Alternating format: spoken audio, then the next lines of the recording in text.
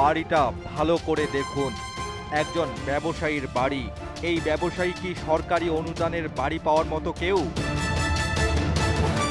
রাস্তার পাশে ঝুপড়িতে দিন কাটছে বৃদ্ধা ছমেনা বেগমের। এর আগে বাড়ি কোথায় ছিল? পানির নিচে এখন গেছে গা।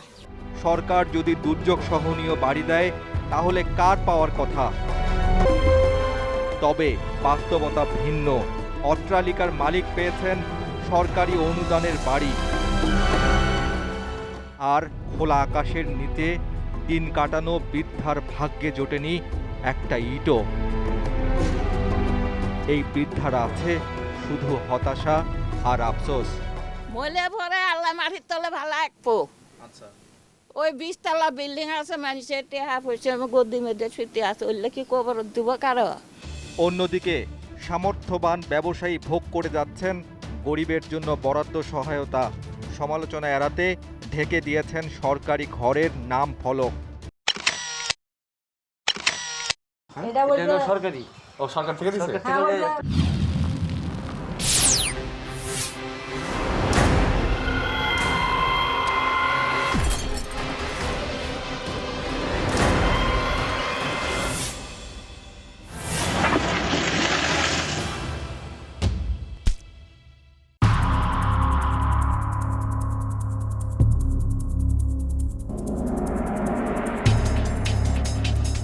প্রাকৃতিক দুর্যোগ আর নদী ভাঙনে বিলীন হয়ে গেছে ভিটেমাটি, সহায় সম্বল।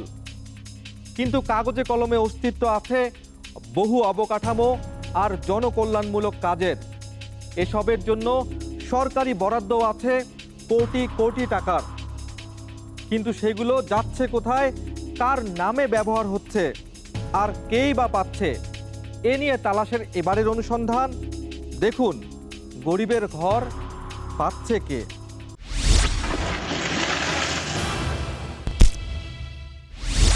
প্রকৃত আশ্রয়হীনরা মাথা গোঁজার ঠাঁই নিশ্চিত করতে যুদ্ধ করছেন প্রতিনিয়ত।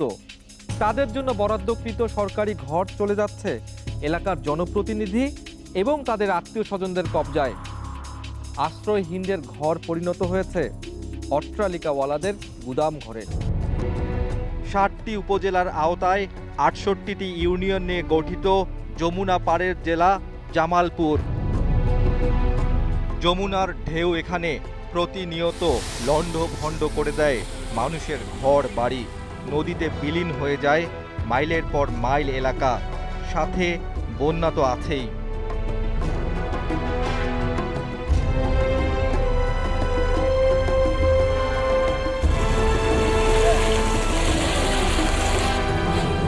নদী ভেঙে যান নিচে ঘর, নদীর ঘর বেজন বাড়ি ভিড়ে গেছে গা। যমুনা একদিকে এই জেলার বহু মানুষের জীবিকার অবলম্বন, অন্যদিকে অভিশাপের কারণ।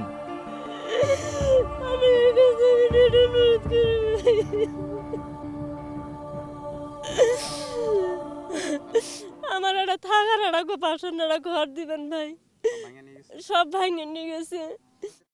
কত পরিবার যে এমন দুর্দশার মধ্য দিয়ে দিন পার করছে তার কোনো হিসাব নেই। জামালপুর জেলার দেওয়ানগঞ্জ উপজেলা। আমেনা বেগম, বয়স 80 ছুঁই ছুঁই। নদীতে ভিটে ঘর বিলীন হয়েছে বহু বছর আগে। নতুন করে একটা ঘর বানাবেন সে অবস্থাও নেই।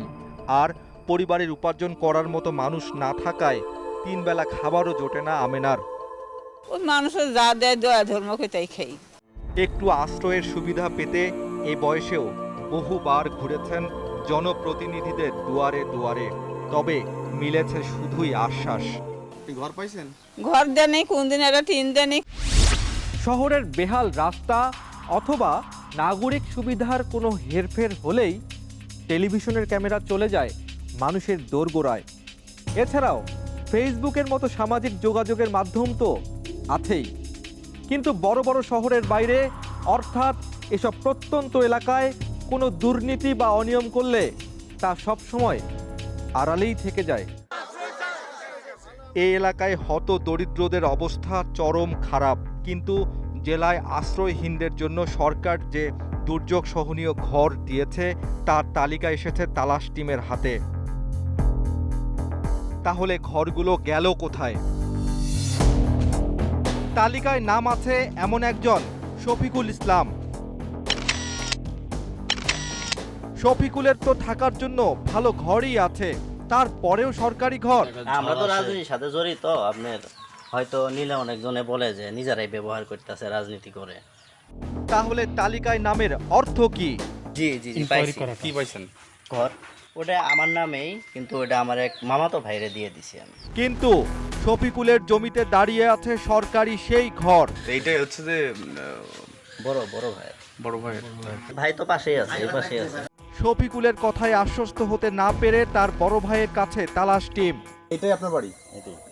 দালান বাড়ি করতে ইচ্ছা করে না? ইটের বাড়ি ইচ্ছা করে, কিন্তু টাকা তো নাই। আপনি বললেন যে এই বাড়িটা তার। সে কি বললো? এবার কি বলবেন শফিকুল? কিন্তু আপনি যেভাবে কাজটা করছেন, এই কাজটা কি ঠিক হয়েছে কিনা? মানে না, এটা ঠিক হয়নি। হ্যাঁ, ঠিক হয়নি। তালিকা অনুযায়ী ঘর পেয়েছেন দেওয়ানগঞ্জ উপজেলার চিকাজানি ইউনিয়নের বাসিন্দা মৃত আমানুল্লাহ শেখের ছেলে আব্দুল গফুর। ঠিকানা অনুযায়ী নাম ফলক সহ বাড়িও পাওয়া গেল। বাড়িতে তো কেউ নেই, তাহলে কে থাকে এখানে? এখানে কে থাকে? কিন্তু বাড়ি তো আব্দুল গফুরের, তাহলে মুকলেস এলেন কোথা থেকে? এরই মধ্যে আব্দুল গফুরের মা পরিচয়ে একজন এসে হাজির। গফুরের বাড়ি, গফুর আমার ছেলে। ভদ্র মহিলার কথায় খটকা লাগলো, তাই আরো কিছু জানতে চায় তালাশ টিম। মানে গফুরের বাবার নাম কি? আমার স্বামীর নাম তো দুইটাই বলেন। এর নাম হয়েছে সুরজ মিয়া, আরেকটা সাত্তার আলী না কিমেন গোড, আমার খেলি নিয়ে আচ্ছা, নিজের স্বামীর নাম মনে নাই আপনার? না, আমারও তারিমুর। মা ছেলের আর বাবার পরিচয় মেলাতে ছেলে আব্দুল গফুরের কাছে তালাশ টিম। হ্যাঁ, আমার আম্মা। আপনার নাম কি? মুখলেসুর রহমান। মুখলিসুর রহমান। জি। আপনার আম্মা কি বলছে এখন সুন্দর? আমার শোনার বিষয় নেই তো এটা। আম্মা কি না কি বলতে পারে, আপনারা হঠাৎ করে বলছেন। এটা যার জমি থাকতে হবে তার ওই ঘরটা পাবে না। তা ওইটা তো আর আমরা জানি না, ওটা আপনারা প্রশাসনিকভাবে জিজ্ঞাসা করা থাকলে করেন। মুখলেস কিন্তু সঠিক কথাই বলেছেন, কারণ এখানে মুখলেসের কি দোষ বলুন? যারা তাকে সরকারি ঘর বরাদ্দ দিয়েছেন তারাই ভালো বলতে পারেন কেন একজন সামর্থ্যবান মুখলেসকে সরকারি ঘর দেয়া হয়েছে।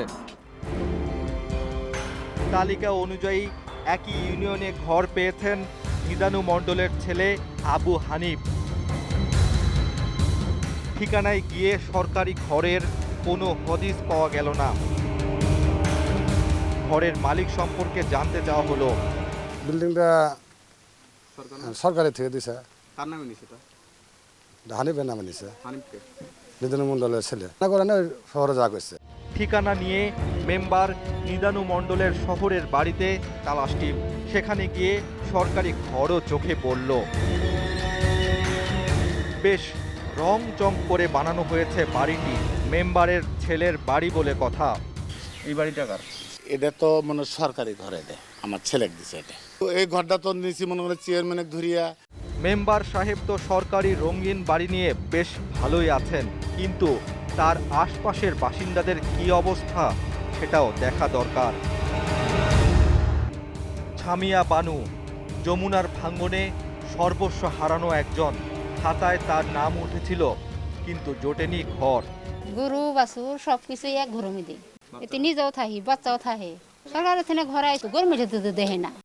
ছামিনার মতো রোকসানারও একই দশা। ঘুষ দিয়ে পাই না, এখানে আমরা ঘর পাই না। যাই ঘুষ দিছে তার হয়েছেই। টাকা ঘুষ দিয়ে যদি সরকারি ঘর বরাদ্দ নিতে হয়, তাহলে এই দরিদ্র মানুষগুলো নিজের টাকা দিয়েই ঘর বানিয়ে ফেলতে পারতেন, তাই না? যারা স্থানীয়ভাবে এই প্রকল্প দেখভাল করছেন তারা এসব সরকারি ঘর একদিকে যেমন বিক্রি করছেন সামর্থ্যবানদের কাছে, অন্যদিকে বরাদ্দ দিয়েছেন আত্মীয় স্বজনদের নামেও। দেওয়ানগঞ্জ উপজেলা নির্বাহী কর্মকর্তার কার্যালয়ে তালাশ টিম। আমরা লকডাউনের যে পরিবেশটা পড়ে যায়, সেক্ষেত্রে আসলে এই তদারকির এই জায়গাটা একটু গ্যাপ ছিল। কিন্তু তথ্য বলছে ঘটনাগুলো ঘটেছে 2018-2019 অর্থ বছরে। সে সময় তো আর করোনা ছিল না। আরও তদন্তক্রমে ফেললে সরেজমিন দৃষ্টিতে আমরা এগুলি দেখব। জামালপুর জেলার বকশীগঞ্জ উপজেলায় সরকারি যেসব দুর্যোগ সহনীয় ঘর এসেছে সেগুলোর বন্টন ব্যবস্থাও দেখা দরকার। তালিকা ধরে একজন উপকারভোগীর বাড়িতে তালাশ টিম। নাম জৈমত আলী। নাম ঠিকানা অনুযায়ী ঘরও নির্মাণ করা হয়েছে। জয়মত আলী কে হয় আপনার? শ্বশুর। উনি কি বেঁচে আছেন কিনা? না। মৃত ব্যক্তির ঘর নিলেন কিভাবে?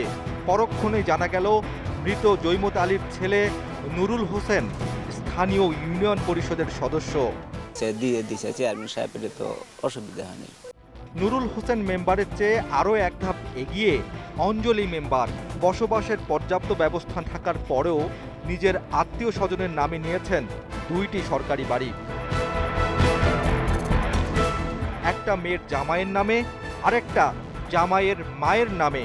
দৃশ্যপটে অঞ্জলি মেম্বারের মেয়েকে পাওয়া গেল। ঘর পাইছেন? জি। কয়টা? 2টা। এক্ষেত্রে বেশ চাতুর্যের পরিচয় দিয়েছেন অঞ্জলি মেম্বার। 2 বাড়িতে অভিভাবকের নাম একই হয়ে যাওয়ায় একটিতে মৃত হিসেবে উল্লেখ করা হয়েছে। অন্যায় করলে তো সারারাই করছে, আমরা কি করবো এটা। সরকারি বরাদ্দ নিজের আত্মীয়দের নামে কবজা করা অঞ্জলি মেম্বারকে খুঁজে না পেয়ে ফোনে যোগাযোগ করা হয়, তবে সে ফোন ধরেননি তিনি। অবস্থা দেখে মনে হচ্ছে সরকার গৃহহীনদের জন্য মাথা গোজার ঠাঁই দিতে চাইলেও মাঠ পর্যায়ের দুর্নীতির কারণে ব্যর্থ হতে চলেছে প্রকল্পের আসল উদ্দেশ্য। যাদের ঘর বাড়ি জমি জমা আছে তারাই ভাগ বাটোয়ারা করে নিচ্ছেন সরকারি সব ধরনের সহায়তা। সরকারি এ প্রকল্পের এক প্রজ্ঞাপনে ঘর দেওয়ার ক্ষেত্রে ক্ষুদ্র নৃগোষ্ঠী, বেদে, অসহায় বিধবাদের অগ্রাধিকার দেওয়ার কথা বলা হলেও তালিকাতে তাদের কারো নাম নেই। বাস্তবতা দেখতে আবারও মাঠে তালাশ টিম। বকশীগঞ্জ উপজেলার দিঘলাকোনা এলাকার লাউচাপড়া গ্রামে রয়েছে ক্ষুদ্র নৃগোষ্ঠীর কয়েকশো পরিবার। তাদের বেশিরভাগেরই বাড়িঘর প্রাকৃতিক দুর্যোগে ধ্বংস হয়ে গেছে।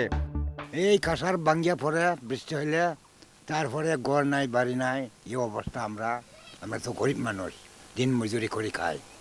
এবেন্দ্র সাংমা জামালপুর জেলার একমাত্র আদিবাসী মুক্তিযোদ্ধা, কিন্তু ঘরের অভাবে নিদারুণ কষ্টে জীবন কাটছে তার। এই পাহাড় ভাঙ্গিয়ে আবার ঘরটা নষ্ট হয়ে গেছে আমার। এই ঘরটা মুক্তিযুদ্ধের জন্য অনেক কিছু দেওয়া হয়েছে, কিন্তু আমি আদিবাসী হিসাবে, উত্তর এলাকা হিসাবে আমি আজ পর্যন্ত মুক্তিযোদ্ধা কোনো ঘর পাই নাই।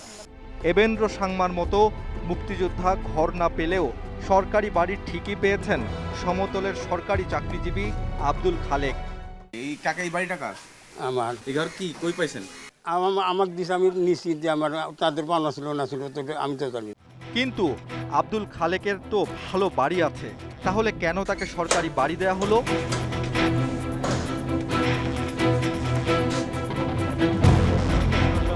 শুধু গুদাম হিসেবে নয়, সরকারি এসব ঘর ব্যবহার হচ্ছে মাজারের মেহমানখানার আড্ডার ঘর হিসেবেও। এই বিল্ডিং আপনার সরকারি ঘর না এটা? আপনার বিল্ডিং আছে, আবার সরকারি ঘর পাইছেন? এটা তো আমার আজমিরের বাবা জানা আসে দেখেন। এই ঘরটাকে ওরসের জন্য নেওয়া হয়েছে? এ ব্যাপারে জানতে স্থানীয় চেয়ারম্যান মোস্তফা কামালের কাছে তালাশ টিম। উপজেলা থেকে অর্থ বছরে যে টাইমে ঘরগুলো দিয়েছে, আমাকে 2টা ঘর দেওয়া আছে ইউনিয়ন পরিষদের বরাদ্দ। আর বাদ বাকিগুলো উপজেলা প্রশাসন, উপজেলা পরিষদ, রাজনীতি নেতৃবৃন্দ সমঝোতা করে প্রতিটি এলাকাবাড়ি ঘর বিতরণ করছে। বকশীগঞ্জ উপজেলা নির্বাহী কর্মকর্তার বক্তব্য শোনা দরকার, কিন্তু উপজেলা কার্যালয়ে পাওয়া গেল না তাকে। তাই মোবাইল ফোনে যোগাযোগ করা হলো।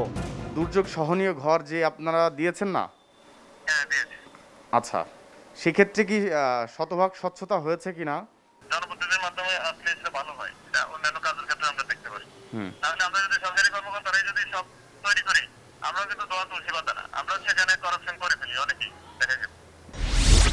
এবারের পর্বে রাজধানী থেকে দূরের একটা জনপদের কথা বলছি। এটা একটা উদাহরণ মাত্র। সরকারি উন্নয়ন প্রকল্পের সুবিধা কেন সাধারণ মানুষের কাছে পৌঁছায় না তা আন্দাজ করা যায় দুর্নীতির এই নমুনা দেখে। অনুসন্ধানের এ পর্যায়ে এসে আমাদের কাছে মনেই হচ্ছে যে কোনো প্রকল্পের চাহিদাপত্র তৈরি করা হয় সরকারি মাল নিজের দরিয়ায় ঢালার জন্য। অনুসন্ধানের এখনো অনেক পথ বাকি আছে। 4 মিনিট পর ফিরছি।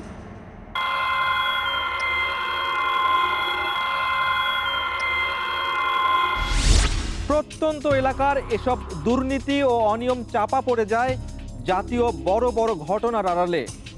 এক্ষেত্রে শুধুমাত্র ঘটনাই চাপা পড়ে না, প্রাপ্য অধিকার থেকেও বঞ্চিত হয় সাধারণ মানুষ। একটা সময় মানুষ ঠিকই ভুলে যায় কি তার পাওয়া ছিল আর কি বা তার অধিকার। জামালপুর সদর উপজেলায় দুর্যোগ সহনীয় ঘর বন্টনের উপকার ভোগীর নামের যে তালিকা পাওয়া গেছে তার শুরুতেই আছে কেন্দুয়া ইউনিয়নের আবু জাফরের নাম। বাড়িটি পেয়ে কতটুকু উপকার হলো তা দেখতে আবু জাফরের বাড়িতে তালাশ টিম, কিন্তু সেখানে সরকারি বাড়ির কোনো অস্তিত্ব নেই। না, গড় এখানে নাই, গড়টা উঠানোর কথা ছিল। সরকারি বাড়ির ব্যাপারে নাকি আবু জাফরের ছেলে রতন ভালো বলতে পারবেন। রতনের সাথে কথা বলেন, এই বিষয়ে আমি কোনো কিছু জানি না। রতন বাড়িতে না থাকায় ফোনে যোগাযোগ করা হলে স্থানীয় এমপির বাড়িতে আছেন বলে জানান রতন। অবস্থান অনুযায়ী রতনকে পাওয়া গেল। মানে অর্ধেক বিল পাইছি। আপনি ঘরের টাকা কেমনে তুলেন? আমার ঘরের টাকা তো আমি তুলি না, চেয়ারম্যান সাহেব তুলছে। আপনি বললেন যে আপনি তুলছেন? না, চেয়ারম্যান সাহেব তুলে আমাকে দিচ্ছে। কি বললেন তিনি? আরও শুনুন রতনের কথাটা। কাজটা ঠিক না জেনেও অন্যায়ভাবে সরকারি টাকা উঠিয়ে নিয়েছেন তিনি। এসব কি দেখার কেউ নেই? জামালপুর সদর উপজেলার লক্ষ্মীরচর ইউনিয়নের বাসিন্দা আমিনুলের বাড়ি এটি। চাকরি করেন ঢাকায়, তাই নিজ বাড়িতে থাকার ফুসরত হয় না। তবে তারপরেও ভাগ কিন্তু ছাড়েননি সরকারি বাড়ির। কি করেন এই বাড়ি দিয়ে? প্রতিদিন আসে থাকার জন্য, মানে তাকে ঘর যে দিছে সরকার খুবই ভালো করছে। অভিযোগ আছে তালিকায় নাম নেই, আবার ধনীও, তারপরেও সরকারি ঘর পেয়েছেন এমন ব্যক্তির সংখ্যা নাকি কম না। এই বাড়িটি দেখুন। সরকারি অনুদানের বাড়িটি যিনি পেয়েছেন দেখে মনে হচ্ছে উপকার ভোগীর নাম ফলক বসানো হয়েছিল, তবে পরে উঠিয়ে ফেলা হয়েছে। কার ঘর কে পাইছে সেইটা কই? ওটা আমরা মনে করেন হাওড়াই ফেলাইছি। কিন্তু কেন? কেউ তো আমি বলতে পারবো না, সরকারি ঘর দিয়ে দিছে, বুঝেন না। আর্থিকভাবে এই উপকারভোগী কতটুকু সচ্ছল? কত কোটি টাকা সম্পদ হবে আপনার বাবার? 1 কোটি। হ্যাঁ, 1 কোটি। এত কিছুর পরেও কিভাবে ঘর পেলেন বাহার আলী ফকির? আমার বোনের জামাই আছে না, বোনের জামার ভাই এমপি সাহেব। আত্মীয়তা শক্ত করার ধরন বোধহয় পাল্টে গেছে। তাই হয়তোবা সরকারি বাড়ি উপহার দিয়ে আত্মীয়তার বন্ধন সুদৃঢ় করছেন জামালপুরের অনেক জনপ্রতিনিধি। আমরা এ প্রকল্প অনুসন্ধান করতে গিয়ে সত্যিই লজ্জা পেয়েছি। আর যারা এর সাথে জড়িত তারা নিশ্চয়ই জেনে বুঝেই দুর্নীতি করেছেন। সরকারি ঘর বন্টনের ক্ষেত্রে অনিয়মের লিখিত নমুনা পেয়েছে তালাশ টিম। সেখানে দেখা যাচ্ছে স্থানীয় সংসদ সদস্য মোজাফফর হোসেন নিজের সই করা ডিও লেটারের মাধ্যমে ঘর বরাদ্দের তালিকা নিজেই প্রস্তুত করেছেন, অথচ নিয়ম অনুযায়ী উপজেলা কমিটির মাধ্যমে প্রকৃত অসহায়দের খুঁজে ঘর বরাদ্দ দেওয়ার কথা। এবার দৃশ্যপটে জামালপুর সদর উপজেলা প্রকল্প বাস্তবায়ন কর্মকর্তা। কিছু ঘর দেওয়া হচ্ছে টাকার বিনিময়ে, বলছে করাপশন আসলে কিছু কিছু ক্ষেত্রে হয়েছে। শুধু তাই না, যারা ঘর পেয়েছেন তাদের অভিযোগেরও শেষ নেই। কিন্তু কেন? এইগুলো ভেঙে গেছে কেন? এসব ঘর নির্মাণের দায়িত্বে ছিলেন স্থানীয় সংসদ সদস্যের ভাগ্নে সুজন মাহমুদ। সুজন মাহমুদকে পাওয়া গেল না, তাই সরাসরি স্থানীয় সংসদ সদস্য মোজাফফর হোসেনের কাছে তালাশ টিম। সুজনের সাথে আমি আজ কথা বলি, তাকে ঘৃণা করি। আপনি তো তাকে নিশ্চয়ই শাস্তির আওতায় আনতে পারতেন, কতটুকু ক্ষমতা? এখন আনা যাবে। সবার সাথে আলোচনা করে ঘরের ব্যাপারে ফাইনাল করছি, তখন আমি এই ডিও লেটার দিচ্ছি। না, এটা লতে কতটুকু যায় আপনি সেটা আপনি বলেন। সেটা এখন লতে ভুল হইতে পারে। ঘর পায় ঘরই করে নেই, তো করাপশন হয়েছে। ঘর লিস্টে নাই, সে ঘর পাইলো, এটা তো কি জন্য হয়েছে, এটার ব্যাপারে কি দুর্নীতি হয়েছে এটা আমি বলতে পারবো না। স্যার, আপনার নাম জড়াইলো কেন? আমার নাম তো চাইতেই পারে, আমি এমপি। এবার উপজেলা নির্বাহী কর্মকর্তার কার্যালয়ে তালাশ টিম। এই বিষয়ে যদি কোনো অভিযোগ পাই অথবা আপনারা যেহেতু বলেছেন, আমরা বিষয়টি দেখব, দেখে আমরা প্রয়োজনীয় ব্যবস্থা গ্রহণ করব। এটাই স্পষ্ট যে মানুষের কল্যাণে বা উন্নয়নে সরকারি উদ্যোগ বা প্রচেষ্টার কোনো কমতি নেই, কিন্তু যাদের জন্য এই উদ্যোগ তাদের বেশিরভাগই থাকছেন সুবিধা বঞ্চিত, আর যারা এর সঙ্গে জড়িত তারা থাকছেন ধরা ছোঁয়ার বাইরে, দুর্নীতি করে একরকম বুক ফুলিয়ে ঘুরছেন এ সমাজে। আজ বিদায় নিল, ফিরছে আগামী পর্বে নতুন কোনো তালাশ নিয়ে, সন্দেহ ভেদ করে সত্য নিয়ে আপনাদের কাছে।